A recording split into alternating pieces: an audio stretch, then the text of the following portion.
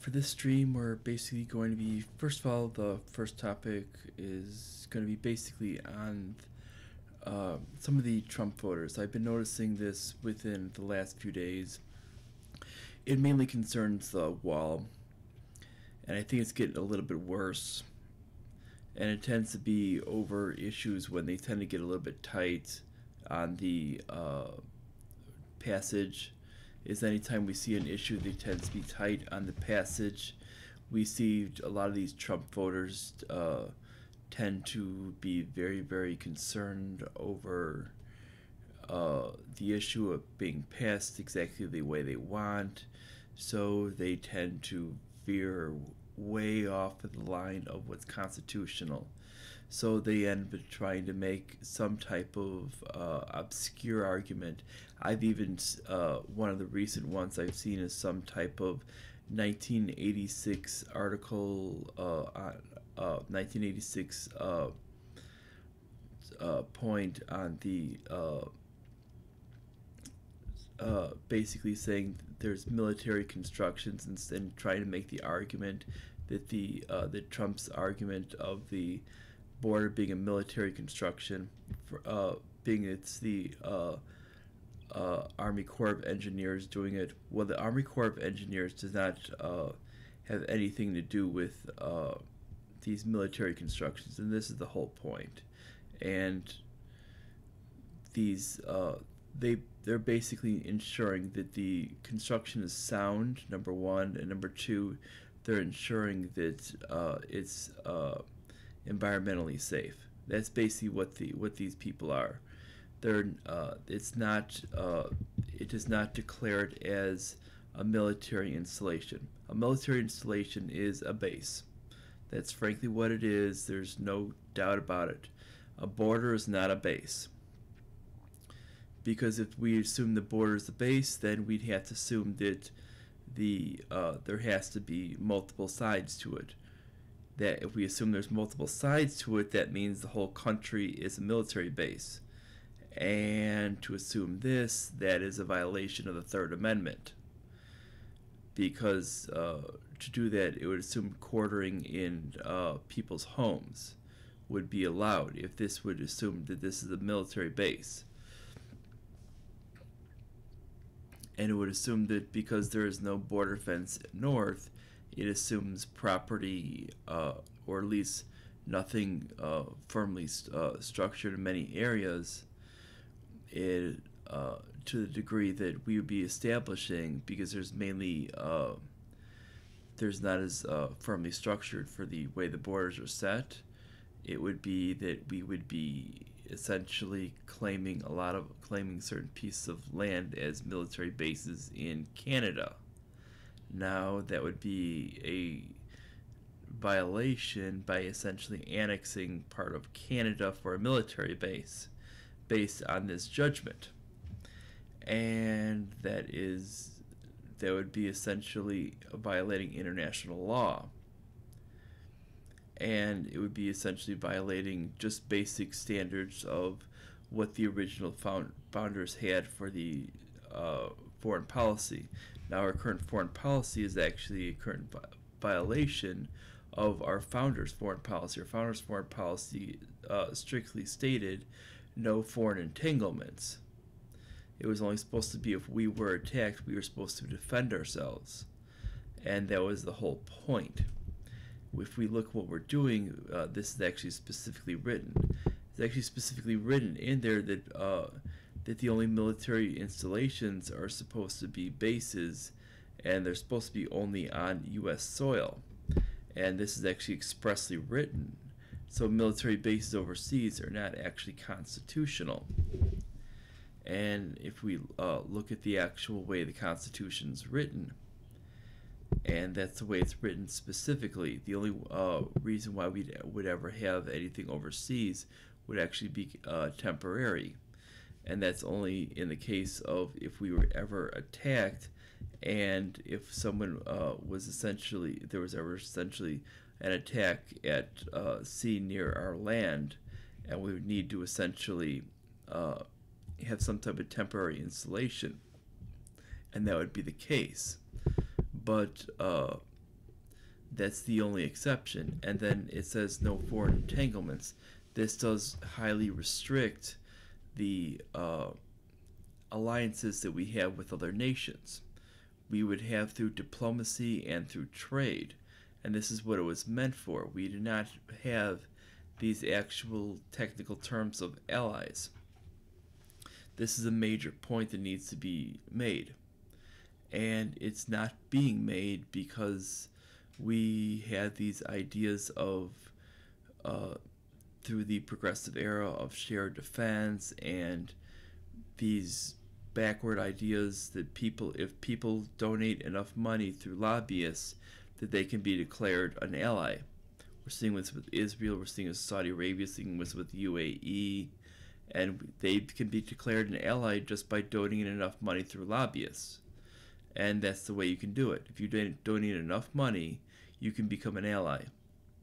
And that's how allyships are worked these days.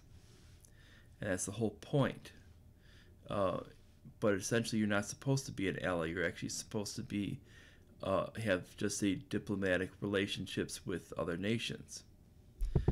And there's not supposed to be the idea of these shared points with it. Now back to the idea of this kind of fanboy thing. It's basically they don't view Trump as ever doing anything wrong. Now this is not giving him essentially the actual feedback that he needs when he's acting out of turn. And this is not a good thing because it doesn't matter what he does. Now he can essentially act wrong, and we found this. We see this very, very similar to what happened with Barack Obama. Barack Obama was getting this from mainstream media. When he was mainstream media was always giving him positive feedback. Now, when you give a guy this positive feedback, no matter what they do, and try to make excuses for them, all they're going to be doing is they're going to be viewing that as positive, and they're going to continue to act in that manner because they don't know any better because they're completely green on all the issues. And when you have somebody like Trump who really does not know politics whatsoever, it's going to be even a worst case scenario because he's going to be solely reacting on this feedback, and he's only going to be taking feedback from the loops that he actually thinks are going to give him honest feedback. He's not going to be taking feedback from these constant negative loops such as CNN, MSNBC, ABC, NBC, CBS, these other kind of garbage mainstream media. They're just doing the 90+% negative coverage. He's actually going to be getting feedback. He's only going to be getting his feedback loops from these people that are just going to be telling him the old nonsense of neoconservative garbage. And then when his Trump fanboys on Twitter and Facebook and all this other stuff tell him, oh, he's doing a great job, and they don't even tell him the truth because they love Trump just for being Trump, because they voted for him, and their vote can't be wrong because they don't want to be told that they're wrong, that vote was wrong with it. Even though it might not necessarily be wrong, but they need to, if they want to make the actual country better, they need to tell Trump when he's wrong. And that's how things get better, is you need criticism when you're wrong. And this is how people actually improve. And you learn from your mistakes. And when you don't do that, when you're not doing that for people, you end up getting these problems. And you create kind of this cult of personality situation to where you're almost creating this king type of mentality with someone, and they don't realize that they're doing something wrong, and they don't realize what's really going on. And they don't realize they're being fed propaganda from the people around them. They don't realize that they're basically getting a lot of garbage. And Trump doesn't realize that what he's getting around him is a lot of garbage people, and this is the whole point. And if he would listen to some of these people like a Rand Paul and maybe some bring in some advisory people similar to like a Matt Kibbe and guys like that, he would actually realize that these people like Mike Pompeo, uh, John Bolton do not know what the hell they're talking about, and all they're doing is they're just rehashing all of the neoconservative garbage that that Trump was railing about during the Bush years, and railing about when we had Hillary Clinton as Secretary of State during the during the Obama Clinton years. And that's what basically he's just repeating that. And when we do that, is he's not going to learn from these things when you keep giving him positive feedback. When we look at the wall thing with it, he needs to understand that he's going to have to either he has one of two options. Basically, he doesn't have a third option of saying, oh, let me see how I can work around this with what people have done previously, and take a narrow ruling on this idea and try to really skimp around how the law is written. No, that's not an option. I mean, you look at people who follow the law constitutionally on a hardcore method, like Thomas Massey, and he's telling you, no, that's not how the law is written, and you follow the Constitution as written, and the legislators do make the laws. Even if you don't like them, you can veto and say, try it again, and work from that, and that's how you can do this. I mean, when it comes to other countries with it, you can try, if you want a cheaper budget, try working on getting rid of all foreign aid. That's a start.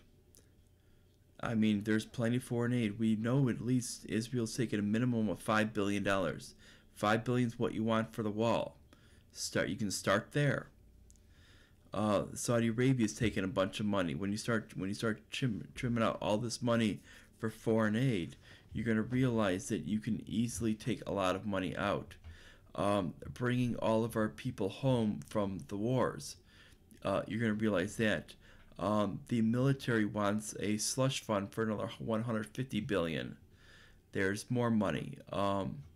You have NATO. NATO is well more than 100 some odd billion dollars that costs. And you start looking at these things, and when you start getting rid of all of these things, you start bringing all of our people home. You establish bases at home. You're going to realize you can reduce the military by 2/3, and you're going to realize how cheap everything gets, and doing that. And then when it comes down to solving the problem in the Middle East, you can, as what's rumored is, you can reestablish deal with Iran, but you're going to realize with the Iran point is you're going to realize, guess what, it's going to be just a copy of the same old deal. Hate to tell you, but what Pompeo's writing out for that 12-point program, guess what? That's just a remake of what happened with Iraq, and it's based on fraudulent intelligence, just like what Netanyahu did to get us into the Iraq War. Mind you, that Netanyahu was the same guy that got us into that Iraq War, and that was to rebuild the Middle East. Netanyahu is a person that has actually been a key player in recarving up the Middle East. He's not a good person. He's a person that has been linked in with these people because they've basically told him, okay, you can steal some of these other people's oil when as long as we can have our routes, and that's been it. He's been Israel's been caught actually drilling in the Golan Heights, which is actually Syrian land. It's not Israeli land. It's actually been stolen, and this is where we get a lot of our issues, and that's why they want Assad overthrown, is because they want actually to steal that land so they can have oil production, and that's what it's all about. Because it's all about making money. And when we look at some of these people with it, this is why there's that alliance between Israel and these Sunni nations which are putting in ISIS, because they know if they turn a blind eye to ISIS, that they can get this oil money. Now, he doesn't care about his actual what's beneficial for Israel when it comes to foreign policy. Now, foreign policy would say try to make peace with Iran, because peace with Iran would be the sensible foreign policy decision, and going against these Sunni nations would be the sensible foreign policy decision, because they're actually trying to destroy the region. This is the whole point. And we don't see this because he's only doing this, number one, politically, because it's a political ploy out there for Netanyahu to do this. And you're going to see me rail against him, but that's because he's a corrupt politician. He has been for a long time, and he's one that was he was one out there preaching for Rabin's death before Rabin got assassinated. He was one holding up a casket, a mock casket, not long before Rabin got assassinated. And he's a radical neoconservative, so he's not exactly your nicest person. And he's always pushed for this idea of eradicating Iran and working with these radical Sunni nations like Saudi Arabia, Qatar, UAE, that have no idea of women's rights. When he's been through all these controversies with the scandals, his idea is to shut down the journalists because they're getting too close to revealing these things to the public. And he's not exactly what we would call an upfront and honest individual. I mean, and then when he talks about his brother, where his brother died in a war with it. Well, his brother died fighting to aid Idi Amin. Not exactly what we call an upstanding individual. That's where his brother died, fighting for. The Palestinians were fighting to actually liberate the people from Idi Amin, and his brother fought to keep the government of Idi Amin stabilized. That's how it happened. When he talks his brother being so honest, that's his brother. Now, when we talk, that's basically the Netanyahu family. When we look at, and that's why he's not exactly from a reputable family. He comes through as a leader goes to the U.S. for his education, and goes through and becomes this political leader pushing these radical neoconservative ideas, and gets brought up as a political leader. Then when we see him as he ends up basically being another leader, basically embraced by the U.S. And if we're wondering why the U.S. is against Iran, it's because Iran broke from the Shah. The Shah was basically essentially propped up leader from the U.S. And when we look at that, is once they actually elected their own leader, that was one that survived being exiled and assassination attempts from the United States because we didn't like the leaders that they were choosing. That created the whole breakdown in the late 70s. And that was where we got the hostage crisis, because we were kind of miffed with what they were pulling in their country. And that's the whole breakdown.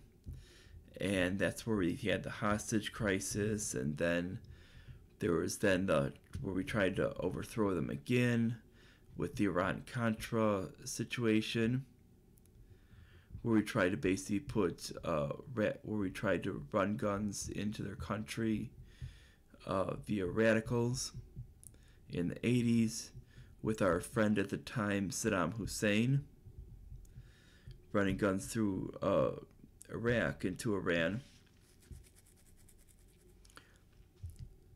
And the running back and forth with that whole deal, running through running from back and forth, and it was through drug deals and from drug deals to guns, guns to drug deals, and back and forth to basically cause a lot of garbage back and forth through there. And it was both to destabilize the regions in Iran and the Central America,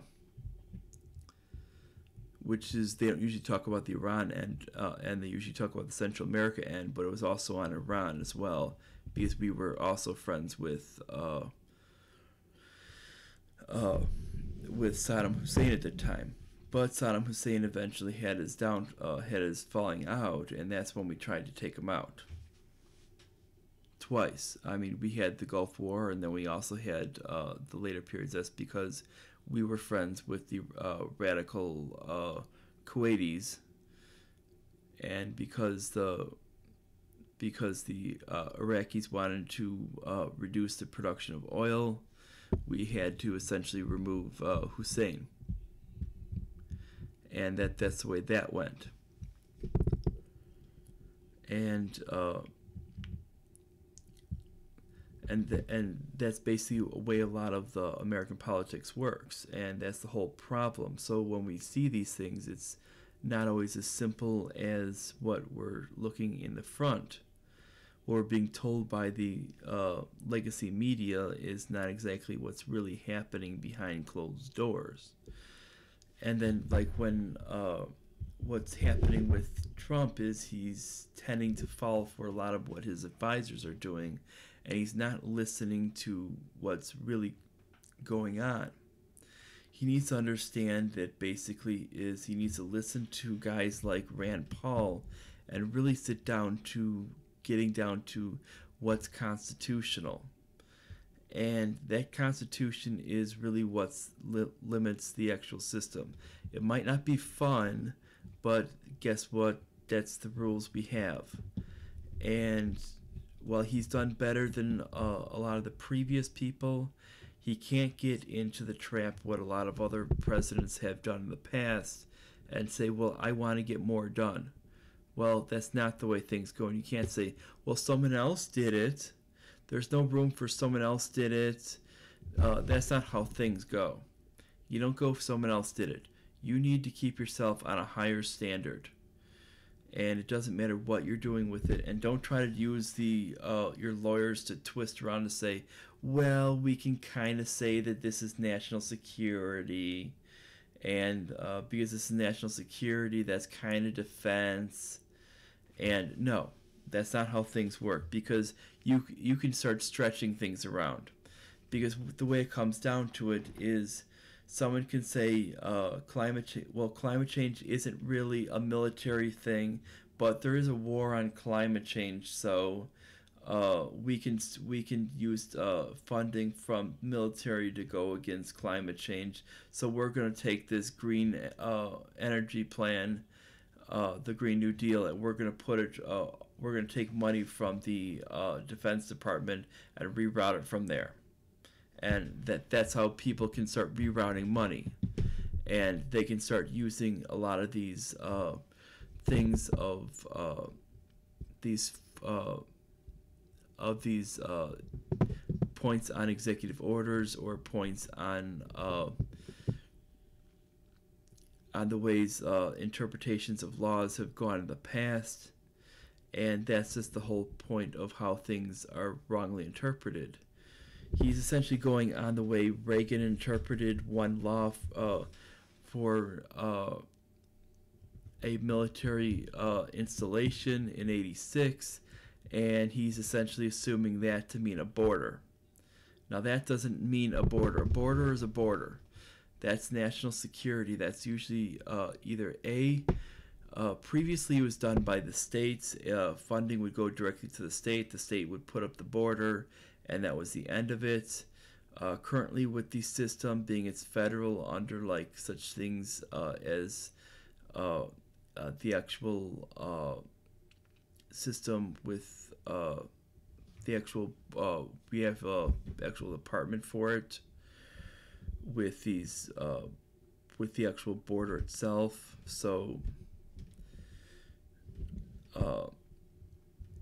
with the border guards and such, I don't know why I can't think of the department offhand, but because it's actually developed into department of the for the national security and for the but because it's actually developed its own department since 9/11, which includes FEMA and these other things such as that. It does, which would actually include all of these intricacies of it.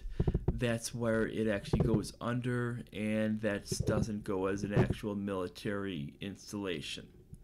Sorry to say, but anybody stating this is actually completely wrong. Now, the next thing I do want to go over is actually going over to Twitter. Beyond what obviously the Trump crazies on Twitter, and kind of give a shout out to pollster Pat Goodell, who is a former Democratic pollster who worked with Jimmy Carter. He also kind of switched over to being a Republican later on, and I'd like to give my condolences to him and him on his passing, and his family for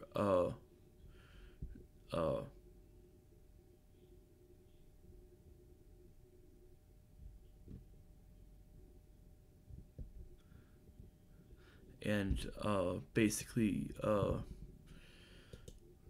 wish his family basically well after his passing, and hope they can kind of work through everything.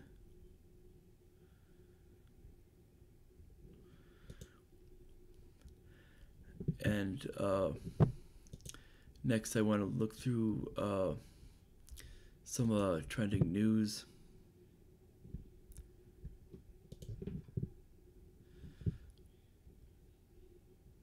It says, it says right here, even on right here, CBS Evening News says right here, which that I've actually gone over a point that a lot of there's even a lot of Trump fans that even though I did vote for Trump, I wouldn't declare myself as a Trump fan. It says Trump's national emergency declaration faces legal challenges. This is from CBS Evening News 59 minutes ago. And this is exactly what I was explaining what was going to happen. And they were saying, oh no, it's not going to happen, blah, blah, blah, blah, blah. It's not going to face legal challenges because he has these constitutional people in his administration that have already made this legal argument, blah, blah, blah, blah, blah. And I'm like, no, it's going to have to go through the courts. And I've already stated that basically when he did this, because of the way things go, he's going to have a legal challenge in the courts. And this is because of the way things go. There's certain things that each of the three branches has, and frankly, because this is actually relegated to a department that deals with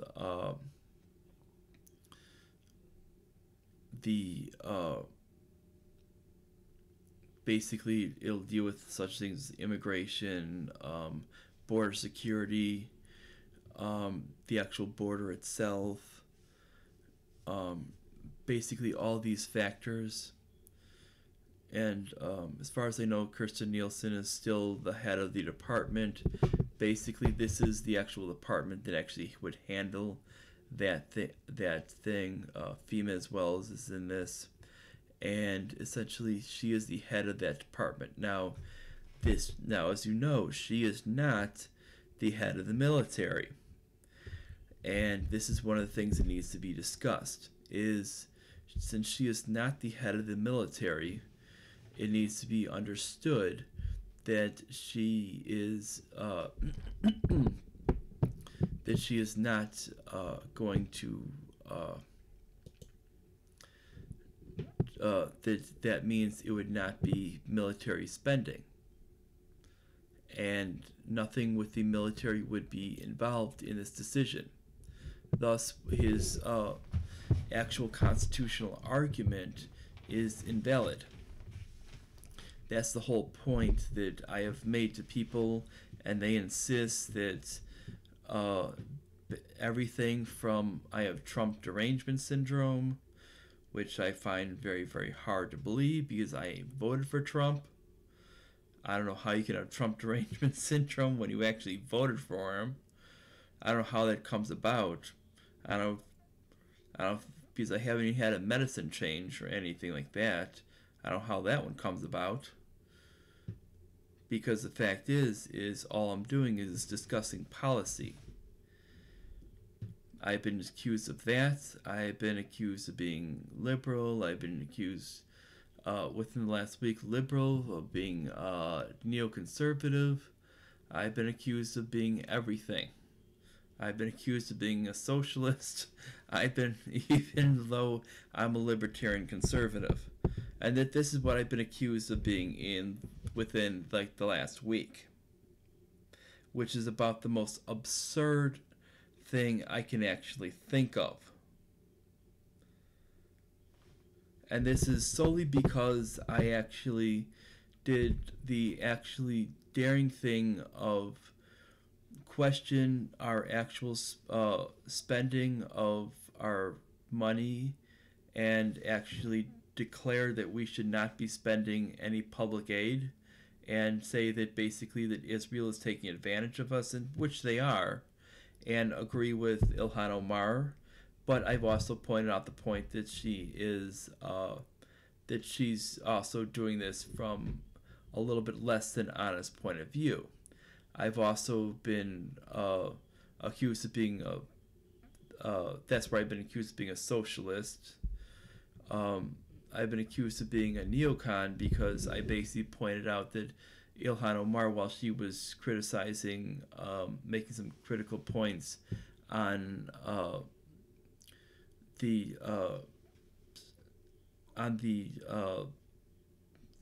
essentially the envoy to Venezuela, I basically pointed out that she's not exactly being the most honest when she's doing this.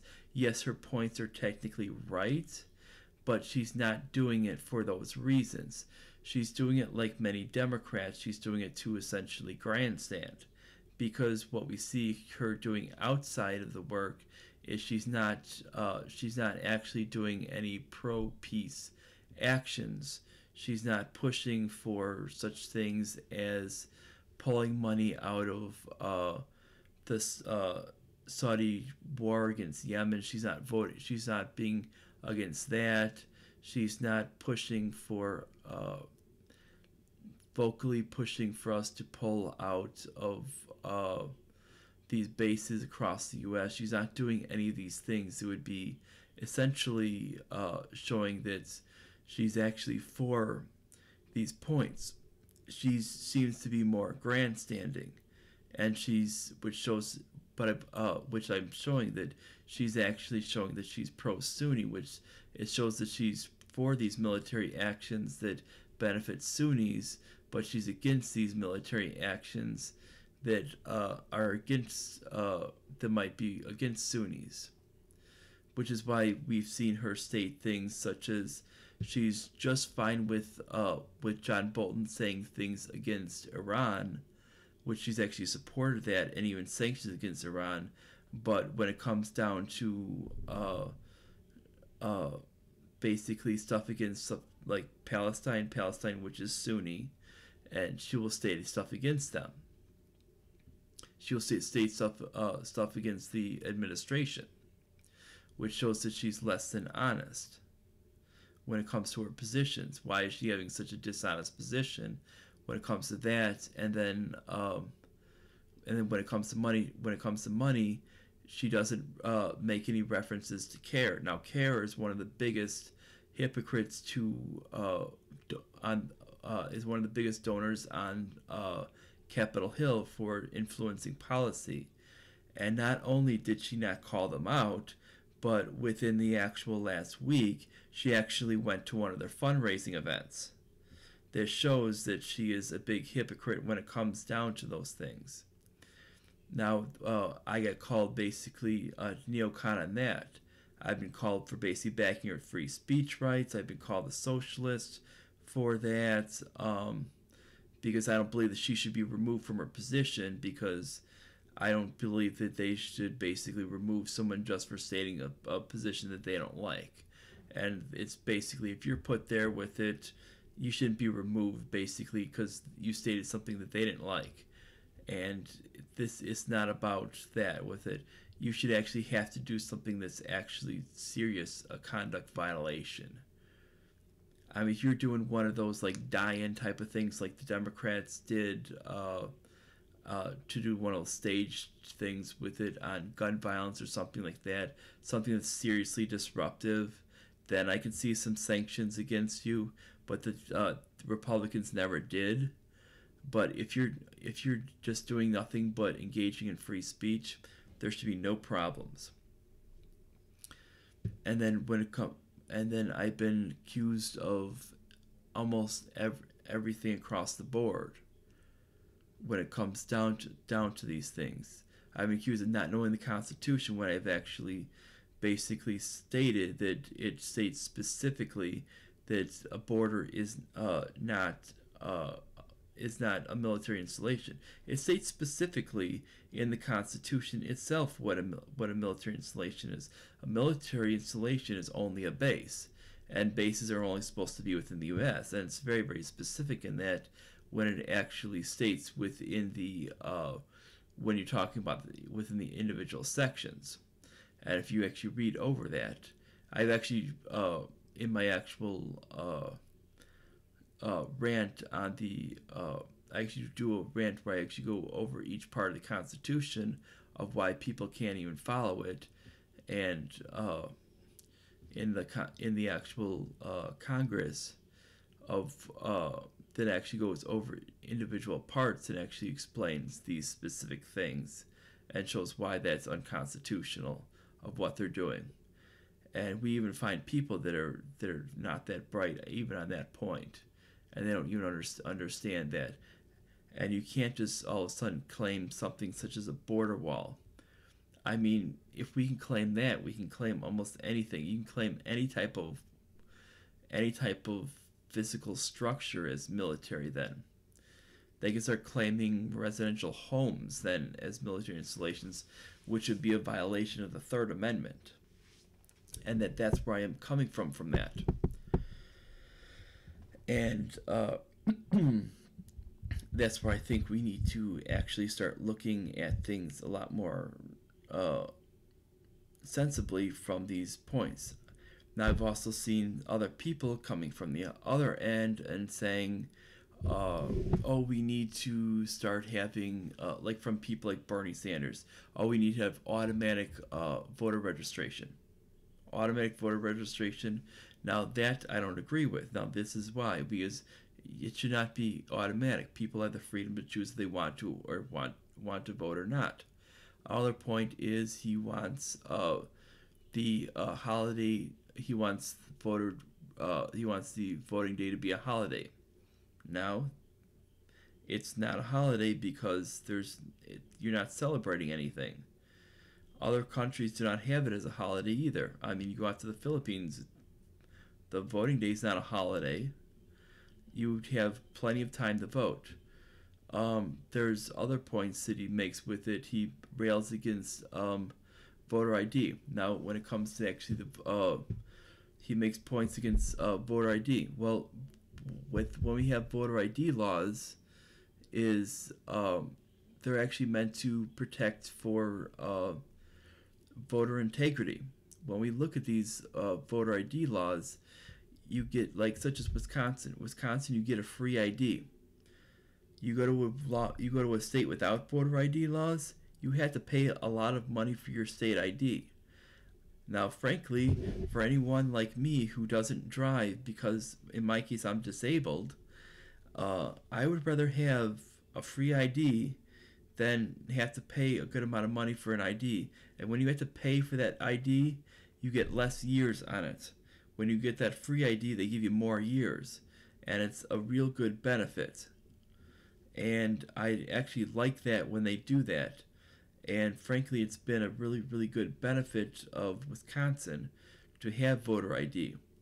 And frankly, I would like to see them put voter ID in all 50 states. It's a real good benefit for those who actually can't afford to get IDs. And I think it's something that is a plus for anyone out there, because there's poor people, basically they need IDs for this, that, or the other, and the excuse is, oh, it'll basically disenfranchise certain people. The only people it's going to disenfranchise are non-citizens. That's the only people it disenfranchises to not vote. When you have voter ID, you bring your free ID that you got from the DMV. There's usually plenty of ways to get there. You can get friends with it. If you're disabled, in my case with it, there's they usually have plenty of services for free travel because of the state benefits. And when you have that is, or you'll have like family or friends or something like that. And when it comes down to it, is you just get to the DMV, you wait in line, you do the picture, and in this case they send it to you, and when you get your ID, it's a free ID. It doesn't cost you a penny. And if you go to the places that charge for the ID, it costs more. I mean, I'd rather do it this way than any other way. And then you don't have any voter fraud. Then you just go right up, you show them your ID, and they mark it down that you're here, and boom, done. You go up in the booth and you vote how you should. Vote for the best pro-liberty candidate you possibly can. And that's how you usually do it. If there's only Democrats on the list, you write in your own name. That's the way I do it. And that's basically how things go. And but when you get these other states that try to make these arguments, it's just insane. Now, another point that of news that I want to bring up with is, I don't know if it's on here, is that I'm finding is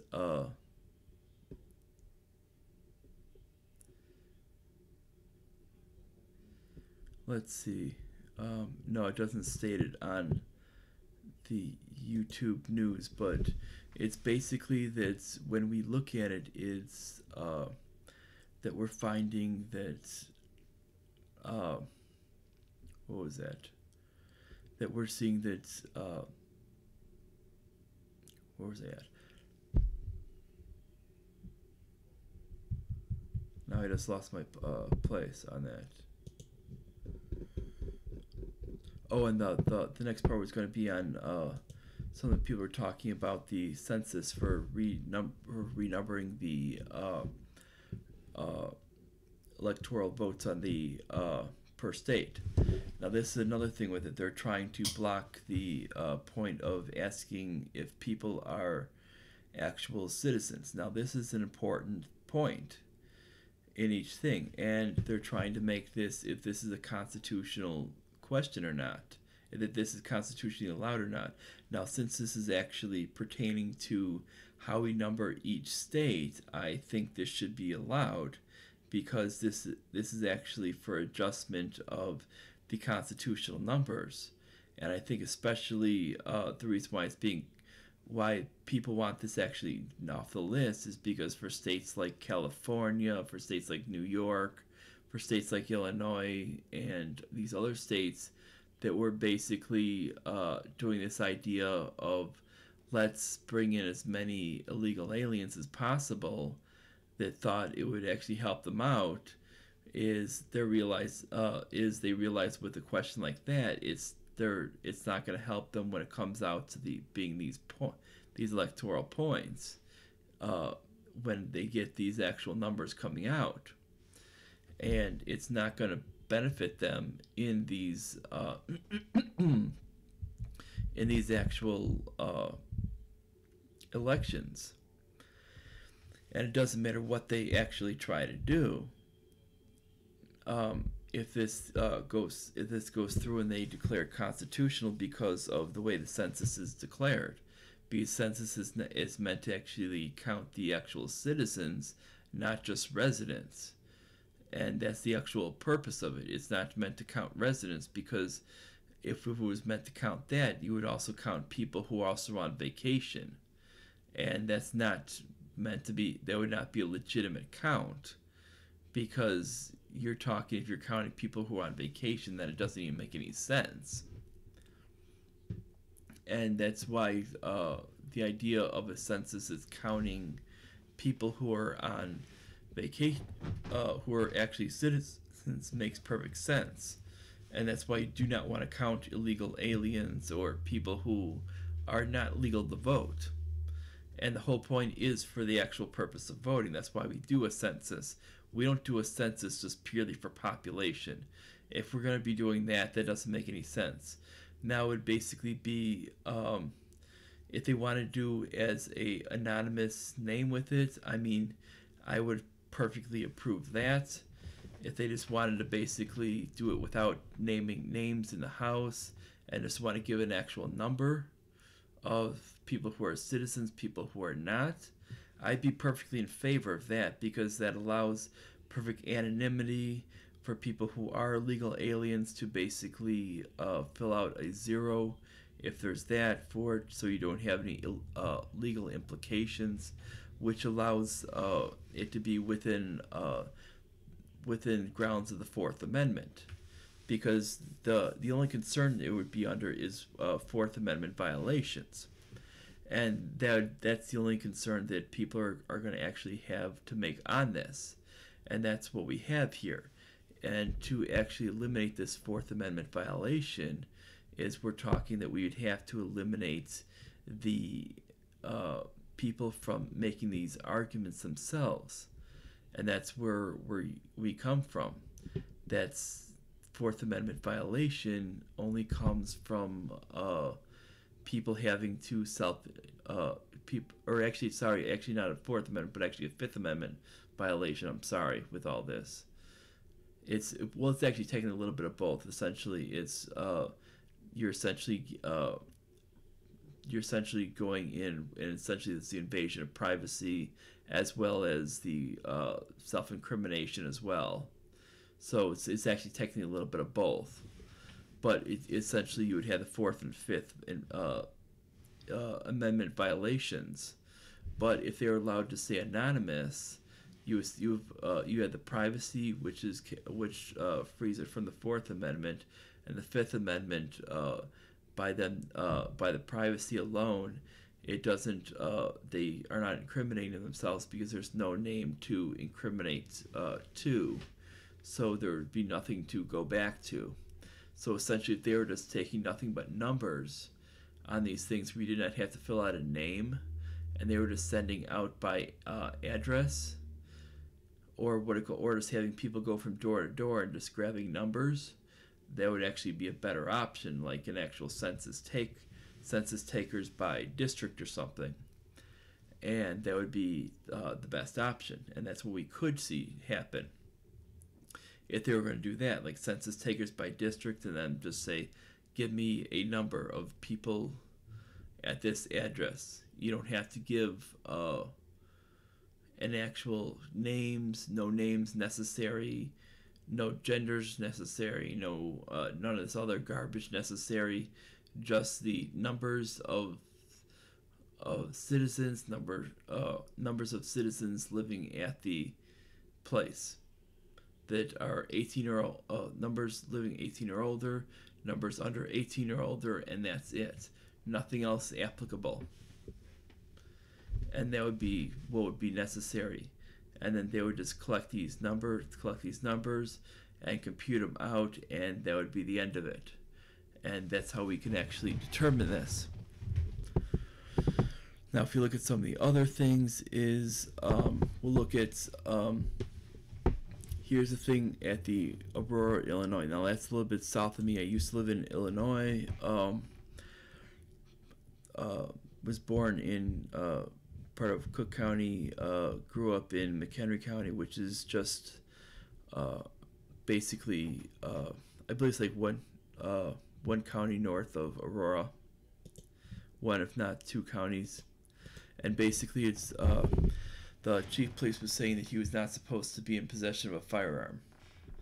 And basically with that, this is from ABC News, and basically what we're seeing with that is this is a case where basically we're talking an illegal gun. And back to square one. And what we're talking with this is that we're talking, number one, is this is not a legally acquired gun.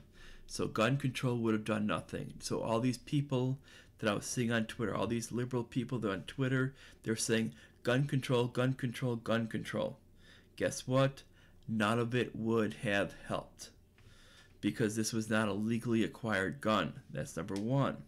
Number two is when we're talking about this is we know that he was able to kill people because of the fact that no one else had a gun. This means it was an unarmed location at this factory, and the reason why they died is because nobody was armed there, and it was a soft location. When we have soft locations, this is what happens. If we look at smart security operations, you have a couple of options. Number one is we see, I forgot the name of the city in Alabama, but there's a city in Alabama that actually basically makes it as mandatory for gun ownership, and the amount of gun crime is virtually nothing. The other point that I've seen is where my fiance lives in the Philippines. She basically, when she has to enter a major building, they do a bag check. So basically when they enter these buildings is we have armed guards, and they check your bags. So when you enter any building, you're basically having your bags checked to make sure what you have in them. They go through them, you go through the door, and you go along your way. It's a very, very quick bag check, and you can go through very, very quickly. Now this can, unlike what we have with our ineffective TSA agents, is actually competent, and it's actually done with private security, and it allows them to actually work very, very sensibly. Now that's a major thing that needs to be noted. And this allows no soft targets. Now it's not like Israel that's basically shooting at innocent people. They're not like that. These are just basically, it's just a basic bag check done by security guards. They let you along your way, and that's it. And if they would have done this, nothing would have happened. Now the other thing is that we want to look at is the U.S. going and doing new sanctions against Maduro officials. Now, probably going to be yelled at with this one is, and I don't know how many times I have to state this, is we should not be interfering with other nations. Doesn't matter if we're talking a socialist nation that's a hellhole like Venezuela. They voted for this, and they need to kind of get themselves out of this. And it's kind of what they did with it. I mean, you had people like Michael Moore, and who's the other one? John Oliver, and some of the other celebrities that they loved Venezuela not long ago. They're praising it like it's the greatest economy in the world, and nothing could beat it. Now all of a sudden, it's what it called. Now all of a sudden it's but it was managed wrong.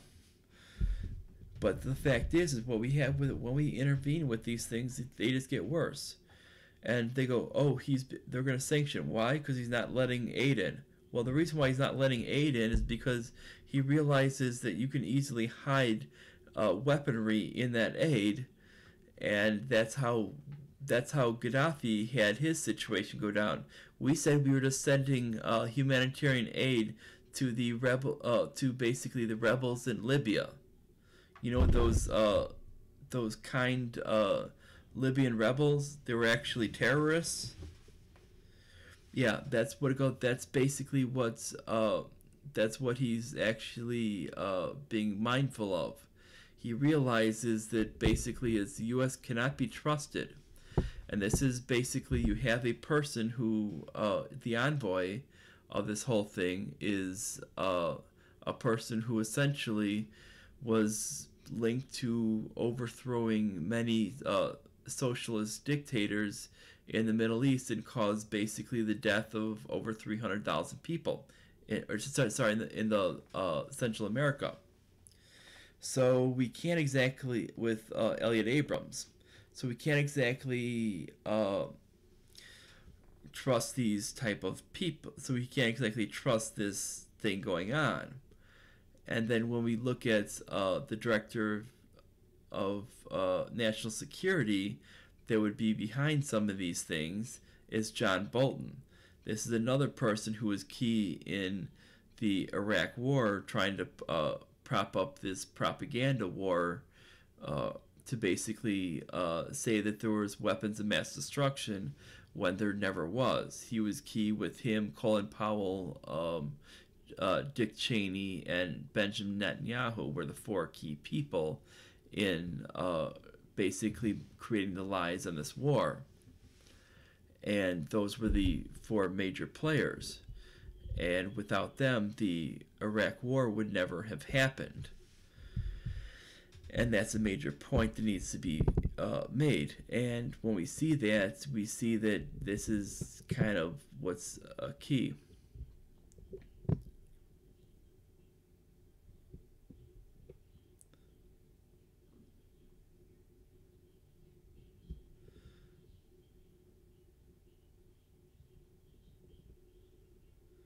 Um,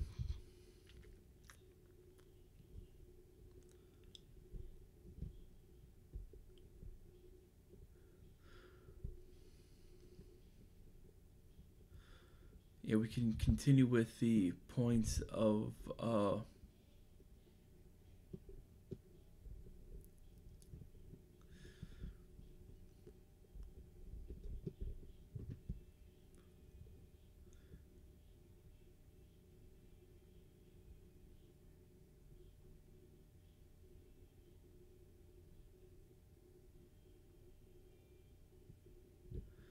and we can look on the point of the Paul Manafort, and basically is says he faces decades in prison, but what we need to look at that is that becomes a little bit important because we see that justice hasn't exactly been applied equally there because the case of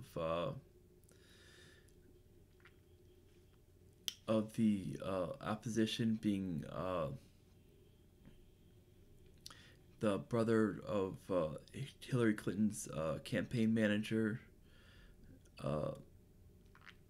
Podesta, was actually the brother of John Podesta was actually guilty of the same exact crime, working with the same exact people.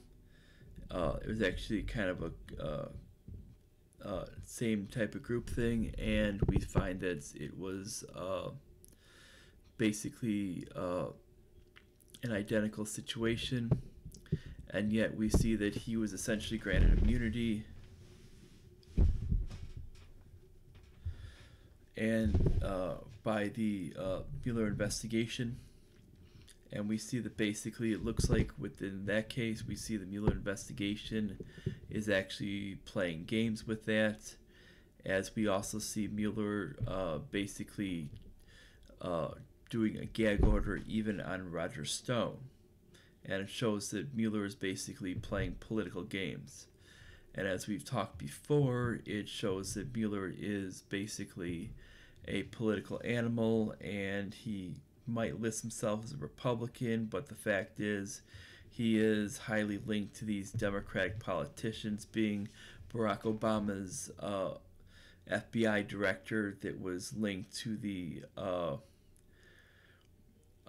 Uranium One deal. He was also key in even on the George W. Bush administration as still the FBI director, to getting a lot of the Saudi nationals out of the country after 9/11 and making sure they weren't prosecuted, including down in Sarasota, Florida, where some of the key ones were at a flight school, and these were some of the key people, and they were including other members of Bin Laden's family that were in the United States, and making sure these people were allowed to leave the country without prosecution, and basically hiding all of this stuff and not prosecuting the evidence, even though the local FBIs were actually trying to prosecute these cases.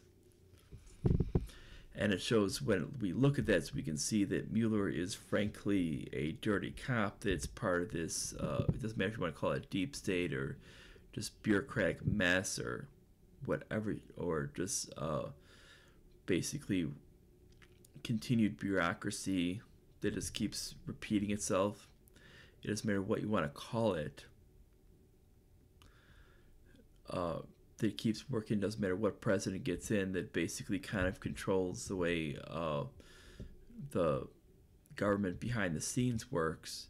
But he was essentially a major cog in that piece that was there, and that's why you're seeing that he was essentially major in basically covering that stuff up, and why when Comey was eliminated, that's why Comey was best friends with him. So when Comey was fired, even though Comey was requested to be fired from both sides, that was Comey's request, and Rosenstein essentially put him in to essentially go after Trump. And this is the whole point. And it was meant to go after him with it and make sure that that Manafort was that people like Manafort would have been prosecuted, but people in the Podesta brothers group were not prosecuted, and it was basically a one-sided thing, and we've seen this. And if it was basically looking into Russian involvement or any of these things, or looking into the way lobbyists work, we're not seeing that, because we've seen that Hillary is taking money from the Saudis. She was known to take. She had people on tape giving money from Canada, from Israel and stuff, and none of this was even looked into. We even had Bernie Sanders have to pay a fine to the FEC for taking money from the Australian Labour Party. So we see that with it, yet he wasn't even looking into that. Yet he has this whole thing out for going after people from Trump's administration only. Yet after 2+ years, there's nothing to see there. He's going after Roger Stone when there's nothing to see there. He's never actually independently investigated the DNC server. He let a third party, basically party that was the actual party that worked on the DNC server themselves, give their word on it, not an actual third party or the actual Homeland Security themselves do an actual investigation on the DNC server.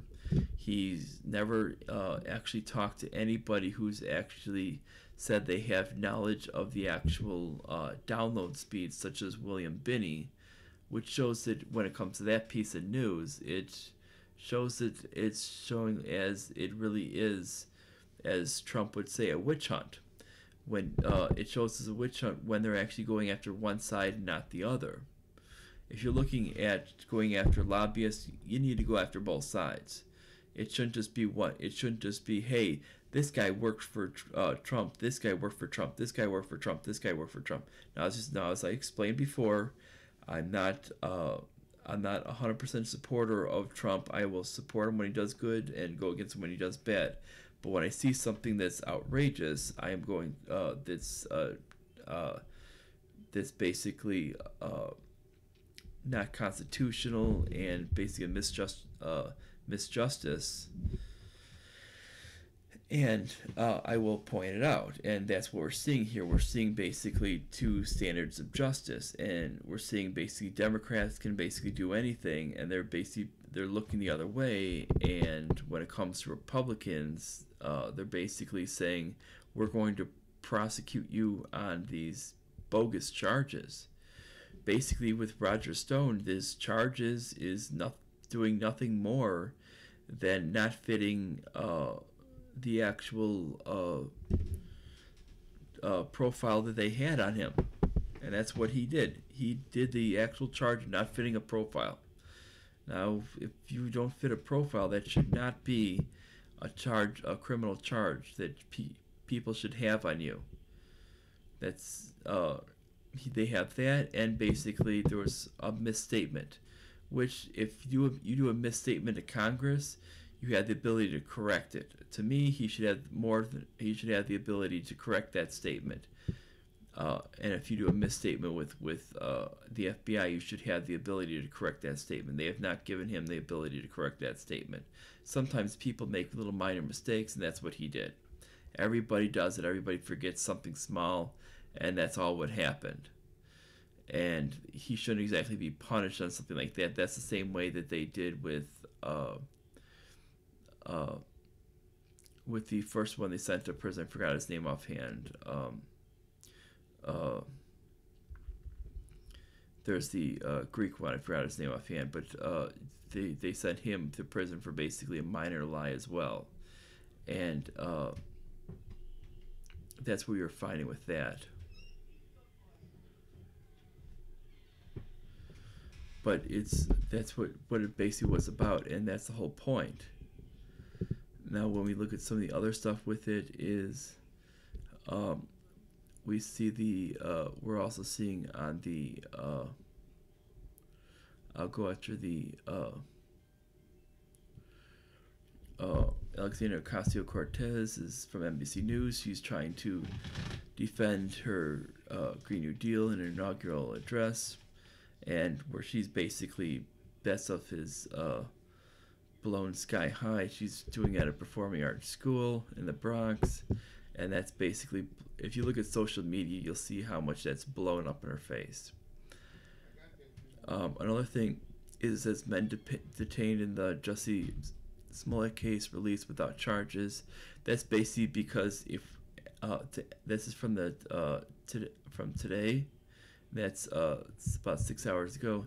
Anybody who's really followed that case is they see that it's been basically him making a bogus charge against these people, and it's solely basically because he got released from Empire and he knows his career is going down the tubes, and he doesn't want to admit it, and he doesn't want to basically face facts that his career, as he knows it, is over, and he doesn't want to admit that it's going to come to an end, and he's going to have to face facts. Now, if you like this, I'll probably be streaming tomorrow. This will probably be on there a little bit later, and leave any type of comments if you want me to talk about any specific topics a little bit later. I'll probably be on Periscope tomorrow sometime, depending on whatever type of topics I find there. If you find anything interesting, obviously leave either any type of comments on here, or any of my other types of videos, what you want me to talk about, or leave a comment or message on my Twitter at BigJoe1221, and I will talk about it then. Otherwise, I'll see what comes up in the news, or what tends to be interesting, and I will see you guys tomorrow. Bye, everyone.